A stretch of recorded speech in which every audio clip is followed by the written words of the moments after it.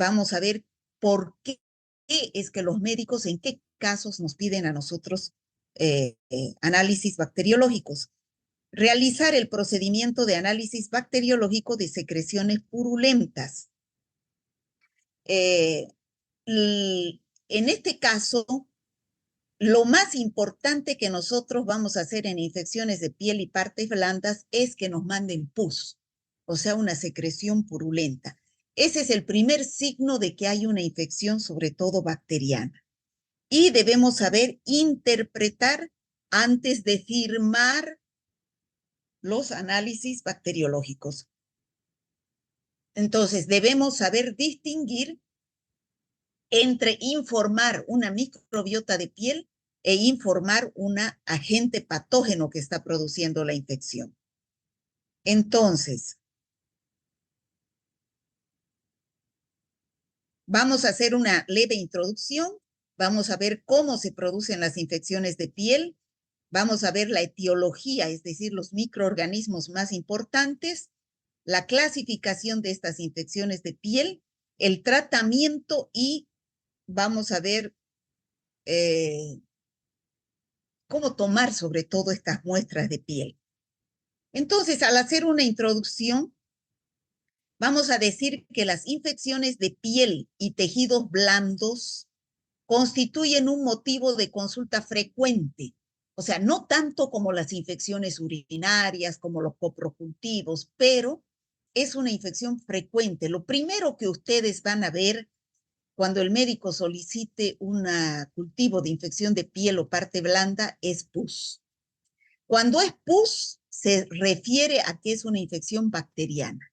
Ahora, ustedes saben también que hay infecciones superficiales, micóticas, producidas por hongos, que son infecciones superficiales, micosis superficiales, ¿no? Pero el primer signo de infección bacteriana de piel es el material purulento. El espectro clínico abarca desde procesos leves hasta letales. ¿Qué quiere decir eso? Desde lo más simple hasta lo más grave, como la gangrena gaseosa, ¿no? Dentro de estos últimos, las infecciones necrosantes, que son las que producen necrosis, muerte de los tejidos, llevan a una alta tasa de mortalidad. Ustedes saben que cuando un tejido se gangrena, ya es un tejido muerto, no hay circulación de oxígeno, se muere el tejido, por lo tanto, se puede hacer una sepsis y es una alta tasa de mortalidad. Bueno, entonces, primero vemos la piel, cómo está constituida. La piel está constituida por una primera barrera de defensa que es la epidermis. Lo más superficial que tenemos es la epidermis, que esa debe estar completamente sana para protegernos de la invasión de los microorganismos. Aquí existe microbiota normal, dentro de los cuales el más importante es el Staphylococcus epidermidis. Esa es microbiota residente, ¿no? El Staphylococcus epidermidis, de ahí viene su nombre, de la epidermis. Y otra que es transitoria, también existe microbiota que a veces hay y a veces no hay, está de paso, como Staphylococcus aureus, Streptococcus piógenes, ¿no? Luego de la epidermis viene la dermis, ¿no? Que es la capa más ancha, la dermis, y la capa más profunda es el tejido celular subcutáneo. Luego después viene la fascia muscular, que es el músculo, ¿ya? Entonces, las defensas del huésped, o sea, ¿qué papel tiene la piel? Defensas del huésped. Tiene que estar íntegra esa piel, sobre todo la epidermis, ¿no?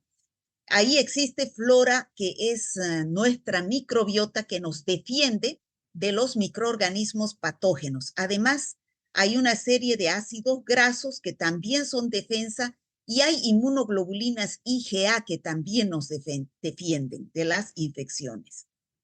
Ahora, ¿de qué también depende las infecciones de la piel? De la virulencia del microorganismo. Entonces, ustedes sabemos que en la piel puede haber microbiota transitoria, como el Staphylococcus aureus, que es uno de los más importantes productores de infecciones de piel, y que puede producir toxinas como por ejemplo la toxina exfoliativa y producir el síndrome de la piel escaldada en los lactantes, ¿no? Esos son factores del huésped y del microorganismo que pueden alterar este equilibrio que se encuentra entre la piel y el microorganismo y favorecer las infecciones cutáneas, como por ejemplo la humedad. La humedad es un factor importantísimo para las infecciones por hongos, por ejemplo. El aumento de la temperatura. En Santa Cruz, al tener un clima cálido, hay mayor infecciones de piel que en los climas, que en La Paz, por ejemplo, que hace frío. Porque acá, con la humedad, se favorece el crecimiento de los hongos y bacterias patógenas. El uso de antibióticos también es un papel importante porque barre la microbiota de nuestra piel y lo hace indefensa a los microorganismos patógenos. Otras enfermedades que tengamos, como los diabéticos, que producen inmunodepresión, ¿no? Y puede infectar cualquier microorganismo. Al hablar de infecciones cutáneas, vamos a hablar de las diferentes terminologías médicas. Por ejemplo, lo más superficial que tenemos es una manchita en la piel. Una manchita es una mancha superficial, una alteración de la pigmentación, es decir, la piel de otro color, ¿no? Es una alteración de la pigmentación de la piel. Luego tenemos una pápula, que es una elevación sólida, pequeña. La mancha también se puede llamar mácula, ¿ya? La mancha también se llama mácula. La pápula ya no es planito, sino que ya aparece una elevación de la piel. Entonces, como por ejemplo aquí vemos, estos son pápulas ya, no es una mancha plana. Entonces, si uno lo toca con los dedos, ya hay una pápula, o sea, hay una elevación de la piel. Y una elevación más profunda todavía es un nódulo. Por ejemplo, este es un nódulo, ¿no? Se localiza en la epidermis, es sólida, redondeada y mayor a 1 centímetro. Ahora, cuando se llena de líquido, se llama vesícula. Por ejemplo, una ampolla es una vesícula, ¿no? Es una vesícula, esas ampollas que se producen en las quemaduras, es una vesícula. La ampolla ya es la fusión de varias vesículas, fíjense acá en la figura. Pústula es cuando se llena de pus, ya no líquido transparente, sino se llena de pus, es una ampolla infectada con pus, ¿ya? Entonces, esas son algunas características que nosotros vamos a ir nombrando cuando hay alguna alteración de la piel o una infección de la piel. Entonces, ¿cómo se clasifican las infecciones de la piel? De acuerdo a la localización donde se encuentra, si se encuentra en epidermis o en dermis o en tejido celular subcutáneo o en la fascia muscular, que es lo más profundo. Cuando es lo más simple, la más benigna de las infecciones que está localizada en epidermis es el impétigo y la foliculitis, que ahorita vamos a ver. Esto ya hemos visto en bacterio 1, pero ahorita producidas por Streptococcus pyogenes y Staphylococcus aureus. Cuando avanzamos esas bacterias lo vimos, pero ahorita vamos a volver a mirar, ¿no? El impétigo y la foliculitis. Cuando abarca ya dermis, ya hablamos de erisipela y forúnculo. Cuando es más profundo tejido celular subcutáneo, hablamos de celulitis. No la celulitis de la gordura, ¿no? Sino la celulitis como infección. Cuando ya atraviesa la fascia muscular, cuando ya llega al músculo, hablamos de la gangrena gaseosa, de las celulitis necrotizantes, ¿no? Esas son infecciones importantes de acuerdo a la localización. Ahora, también se clasifican de acuerdo a si es una infección primaria, es decir, solamente es una infección de la piel, o es una infección secundaria a algún otro proceso, por ejemplo, alguna mordedura, entonces se infecta la piel. ¿Por qué? Porque con la saliva de los animales, por ejemplo, hay gran cantidad de microbiota en la boca que al abrir una herida con una mordedura se introducen las bacterias y pueden producir infecciones. Agudas y crónicas de acuerdo al tiempo. Aguda cuando es reciente y crónica cuando es de larga duración. Necrotizantes cuando produce muerte del tejido y no necrotizantes cuando no produce la muerte del tejido. Localizada cuando es solamente localizada en un solo lugar, en la piel, y diseminada cuando de la piel puede pasar a la sangre y hacerse sepsis, por ejemplo, la gangrena, y el paciente muere por sepsis. Entonces, ¿cómo se producen estas infecciones?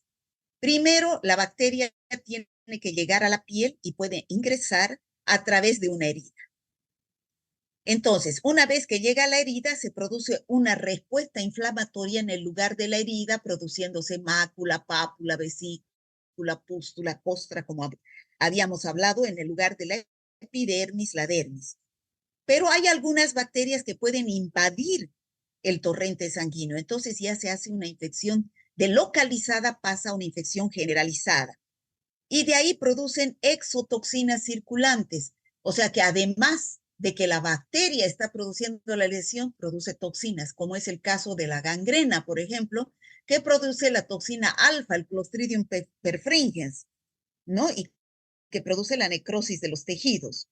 Bueno, y el mecanismo inmunológico es que se producen lesiones estériles de piel asociadas a una bacteremia y se manifiesta con una coagulación vascular diseminada, es decir, como ya existe una infección diseminada, entonces ya ingresa la sangre y se produce una sepsis y la manifestación va a ser una coagulación en los vasos que se disemina a todo el organismo.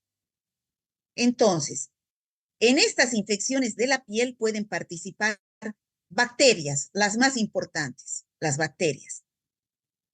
Ya sabemos, Staphylococcus aureus, Streptococcus pyogenes, entre las más importantes, Clostridium perfringens, que produce la gangrena gaseosa, pero también pueden ser producidas por hongos. Los hongos, la cándida, los dermatofitos que producen los tricofitum rubrum que han llevado en micología, ¿no? Que producen la Malassezia furfur, que producen las dermatofitosis. Luego también pueden ser producidas por virus, por ejemplo, el herpes virus, el papiloma virus, la varicela zoster, que producen infecciones de piel. Y parásitos también producen infecciones de piel, ¿no? A ver, la leishmania es un parásito que produce infección de piel. Entonces, existen bacterias, virus, parásitos, hongos que pueden producir infecciones de piel. Las más comunes son las bacterias. Y dijimos que aquí íbamos a hablar de la foliculitis, de los forúnculos, que la foliculitis se va a presentar como vemos aquí en la figura. ¿Esto qué sería? ¿Una mácula, una vesícula, una pústula, una costra? ¿Qué sería esto? ¿Vesícula? No, vesícula es cuando se llena de un líquido transparente. Esto es una pústula, chicos, se llena de pus. Aquí lo que hay es pus en la salida de un pelo en el folículo piloso. ¿Ya? Entonces, si nosotros sacamos muestra de aquí del material purulento, entonces va a crecer Staphylococcus aureus, Streptococcus pyogenes. Esto es un forúnculo o absceso, que puede ser un absceso abierto o un absceso que haya que drenar, ¿no? Eso es un puchichi, como se llama vulgarmente. Ahora, las otras infecciones que están más profundamente, como en la epidermis, y que ya llega a la dermis, tenemos la erisipela producida por Streptococcus pyogenes. Entonces, la lesión tiene un borde nítido, como ustedes pueden ver, el borde es nítido, la parte no infectada y la parte infectada, bien delimitado y sobre elevado. La piel aparece eritematosa, es decir, roja, brillante, edematosa. Esto es la erisipela. Esto es el eritrasma producido por una bacteria que es el Corynebacterium minutissimum, ¿no?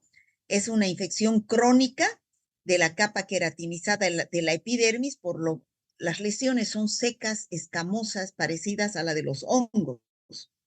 Y este es el impétigo que vimos también en Bacteriología 1, que son lesiones eritematosas, pustulosas, pústulas, costras se hacen después por lo que secan estas heridas, que aparecen sobre todo en los niños alrededor de los orificios de la cara. alrededor de la boca, de los ojos, de la nariz, produciendo estas infecciones. Cuando ya afecta la dermis y tejido celular subcutáneo, tenemos la celulitis. Entonces, la celulitis es una infección difusa, lesiones mal definidas, no es, por ejemplo, como la erisipela, donde está bien clara la diferenciación entre piel sana y enferma. Aquí es más difusa. La lesión es dolorosa, roja. Los pacientes presentan ya una infección generalizada con fiebre, escalofríos y los ganglios inflamados. Y estas son lesiones que se producen por los hongos, las dermatofitosis, donde aquí están involucrados el Microsporum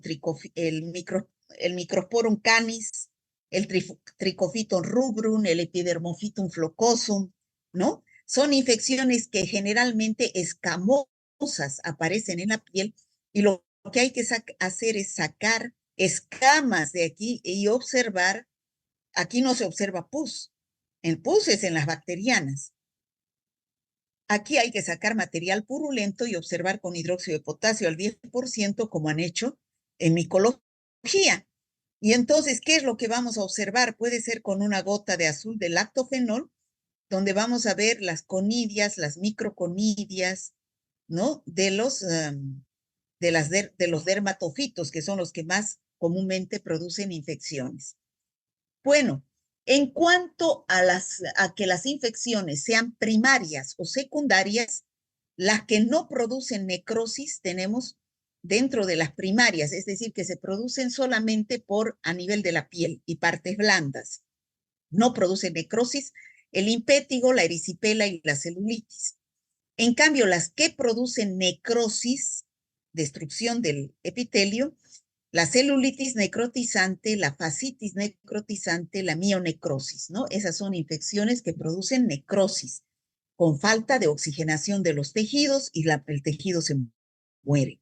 Ahora, ¿cuáles son las infecciones secundarias? Es decir, como les decía, secundaria a una mordedura de un animal, secundaria a la infección de una herida quirúrgica. Por ejemplo, se infecta un punto de una herida. La infección del pie diabético, o sea, primariamente el paciente es diabético, se hace una herida en el pie y se produce una infección llamada infección del pie diabético. O en pacientes que están mucho tiempo echados en la cama, les sale úlceras, se llaman úlceras por presión, pero esas son secundarias a otra patología. Aquí tenemos el impétigo no bulloso, que es causado por Staphylococcus aureus, y el bulloso o ampolloso, que es causado por Staphylococcus aureus. Este también puede ser causado por Streptococcus pyogenes. Son lesiones vesiculares que, como les dije anteriormente, aparecen alrededor de los orificios de la cara de los niños, ¿no? Aquí tenemos la foliculitis, como vemos, son infecciones a nivel del folículo piloso, donde aparecen pústulas que hay que sacar con una jeringa. Esta es la erisipela, que es la lesión típica, es una placa roja, brillosa, indurada de bordes nítidos, que puede aparecer en la pierna, puede aparecer en la cara, ¿no? Entonces, la piel aparece eritematosa, edematosa. Aquí tenemos los forúnculos, ¿no? Los forúnculos típicos, y este es el carbunco producido por la unión de varios forúnculos producido por Staphylococcus aureus. Bueno, aquí tenemos la celulitis, esta es la erisipela y esta es la celulitis. La celulitis o la erisipela tiene un borde bien definido y aquí la celulitis no tiene ese borde definido, pero la piel también aparece eritematosa, edematosa y caliente, ¿no? Luego tenemos aquí la fascia muscular, las que producen necrosis. Fíjense cómo se observa el tejido necrosado, el tejido muerto, lo cual puede llevar a una infección grave con compromiso del músculo. Y aquí tenemos la gangrena gaseosa, la fascitis necrotizante producida por Streptococcus pyogenes, la gangrena gaseosa producida por Clostridium perfringens, la miositis también por Clostridium perfringens, ¿no? donde vemos tejido muerto y facilita el crecimiento de estos gérmenes anaerobios. Bueno, ¿cómo hacemos el diagnóstico del laboratorio? En el caso de que sean micosis superficiales y en el eritrasma, ya saben que tenemos que hacer raspar con bisturí las partes escamosas de la piel y observar con una gota de hidróxido de potasio al 10%.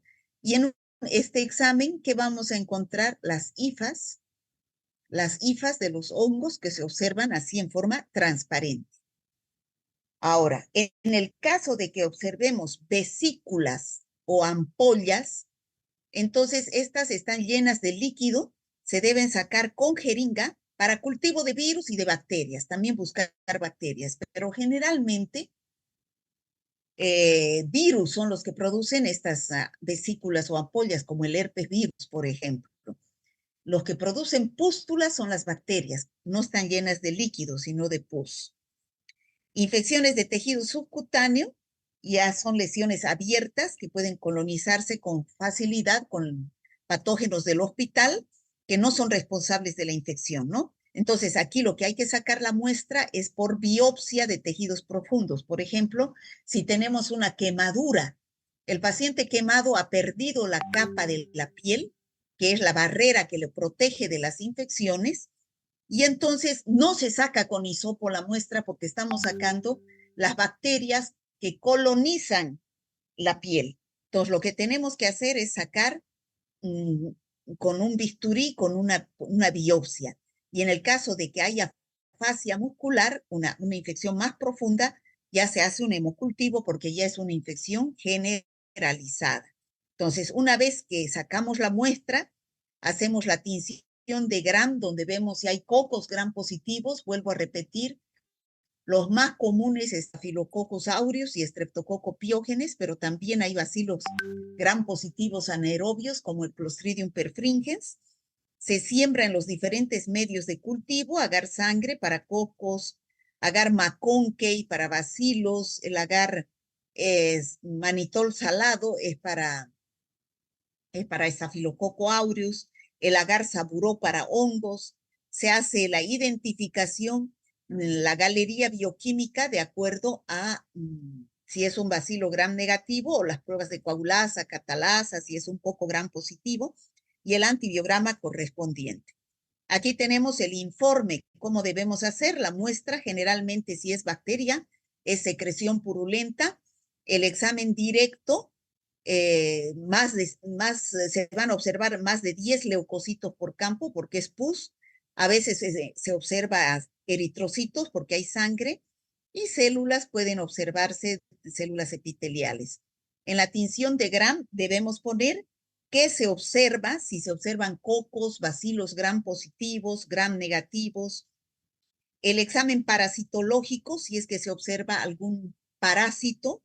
El examen micológico, si se observa algún hongo, solamente en un examen directo, pero para hongos es más con hidróxido de potasio al 10%. La bacteria que se aísla, género y especie y su respectivo antibiograma. Entonces, aquí, chicos, ustedes como bioquímicos deben firmar este informe, pero es muy importante que ustedes sepan diferenciar la microbiota de piel con la microbiota patógena, con los microorganismos patógenos. Cuidado que estén informando microbiota de piel en una lesión, por ejemplo, en un líquido seroso, ¿ya? Entonces ahí no deben firmar ese resultado. Por eso es necesario que deben interpretar bien los resultados. Bueno, y con esto hemos terminado la asignatura. Con estas, si tienen alguna pregunta, tenemos todavía 5 minutos. Chicos, Doctora, ¿sí? buenos días. Como en la anterior clase se trataba sobre infecciones intestinales y ahí también teníamos que tener cuidado en la parte de diferenciar sobre la microbiota, ¿no? Y realizábamos también un estudio para poder observar qué microbiota tiene el paciente, la microbiota normal, para poder diferenciar y ayudar con el diagnóstico. En este caso de las infecciones de piel, también se podría hacer otro examen, digamos, para poder observar cuál es No, qué microbiota no, tiene no, el no. paciente. Pues, claro, pueden hacerlo, pero ustedes saben que estafilococo epidermidis no deben informar en piel. Estafilococo aureus deben informar siempre que ustedes estén viendo que hay pus. Clostridium perfringens siempre que ustedes vean que hay necrosis, ¿no? O sea, cuando ustedes vean pus, ahí hay una bacteria patógena. Puede ser Streptococcus pyogenes, Staphylococcus aureus, los más comunes aerobios. Ahora, cuando es anaerobio, el más común es el Clostridium perfringens. Pueden hacer para ver qué microbiota tiene, pero generalmente todos tenemos Staphylococcus epidermidis, Corynebacterium, Propionibacterium acnes, ¿no? Que hay que saber diferenciar. Lo más importante, la clínica, chicos. La clínica es importantísima, ¿ya? Ver que haya un material purulento. Está bien, doctora, muchas gracias. ¿Alguna otra pregunta? Sí, doctora, disculpe, una preguntita. Usted dijo que lo más importante son los signos y síntomas que nosotros vamos a ver, ¿no ve? Sí. ¿Cómo podríamos diferenciar entre un impétigo y un herpes tipo 1? Porque creo que tienen como que la misma cosa parecida, las No, costras ni y idea. demás. El herpes aparece en la mucosa bucal y son ampollitas llenas de líquido, ¿no? Y bien dolorosas porque el virus del herpes afecta al sistema nervioso. Es totalmente diferente. El impétigo aparece alrededor de la boca, no aparece en el labio. Alrededor de la boca, alrededor de la nariz, alrededor de los ojos, no sé si me están viendo, ¿no? Alrededor de los ojos y son pústulas, pus.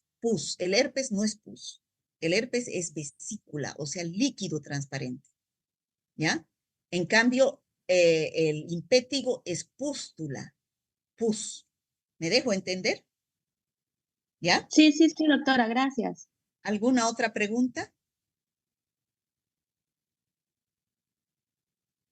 Bueno, chicos, aquí quiero despedirme de ustedes con una foto de mi viaje a Roma, donde pueden ver que para mí, cuando estaba estudiando como ustedes, este viaje era un sueño, pero cuando uno cumple y cuando uno trabaja y cuando cumple sus objetivos, estos viajes pueden hacerse una realidad.